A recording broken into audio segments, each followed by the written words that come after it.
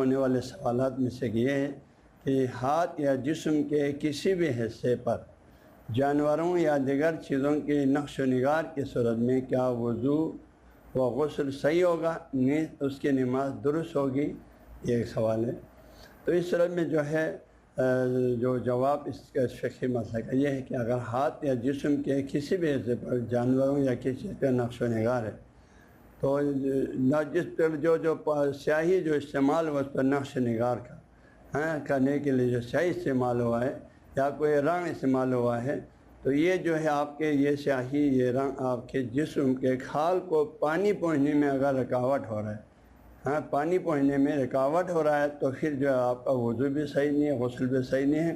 اور یہ اگر پھر بھی بندے نے اسی حالت میں وضو غسل کر کے نماز پڑھ لیا تو اس کا نماز بھی باطل ہے۔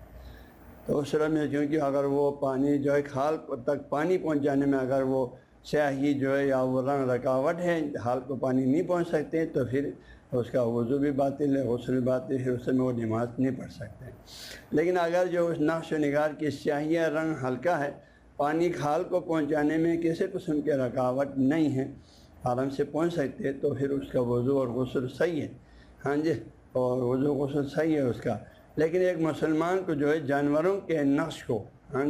جسم یا ہاتھ پر نہیں بنانا چاہیے۔ انسان اشرف المخلوقات ہے، اللہ تعالیٰ نے آپ کو ہمارے اوپر بہت سے شرعی احکامات ہیں، ہمیں ان چیزوں سے فارغ ہو کر ایک پاک طیب اور انتہائی پرخلوص انداز میں اللہ کی عبادت کرنا ہے۔ اور بہت سے مسلمان علماء جو ہے ان چیزوں کو حرام سمجھتے ہیں، ان چیزوں میں ہمیں احتیاط نہایت ضروری ہے۔ لہٰذا ایک مسلمان کو جو ہے جانوروں کے نقش کو جسم یا ہاتھ پر نہیں بنانا چاہیے، اور ایسے کپڑے بھی نہیں پہننے چاہیے جن پر جانوروں کی نقش و نگار ہوتا ہے، تاکہ نماز میں کسی جو ہے قسم کی کراہت کا شکار بھی نہ ہو۔ ہر چند بعض علماء ان چیزوں کو حرام سمجھتے ہیں، لیکن ہمارے فقہ میں اس سلسلے میں حرمت کے کوئی الفاظ نہیں ہے، لیکن یقیناً جانوروں کے لباس والی چیزیں پہن کے نماز پڑھنا یقیناً کراہت میں تو ضرور شامل ہے۔ لہذا ہم جو ہے نا اپنے جسم پر ایسی چیزیں جانوروں کی شکل وغیرہ بنانی چاہیے، تصویر وغیرہ، نہ یہ چیزیں ایسی چیزیں بنی ہوئی لباس بھی جو ہے نماز میں استعمال نہیں کرنا چاہیے، تاکہ کراہت وغیرہ کا شائبہ تک نہ ہو۔ آپ بالکل 100% یقین کے ساتھ صحیح شرعی لباس میں نماز پڑھیں۔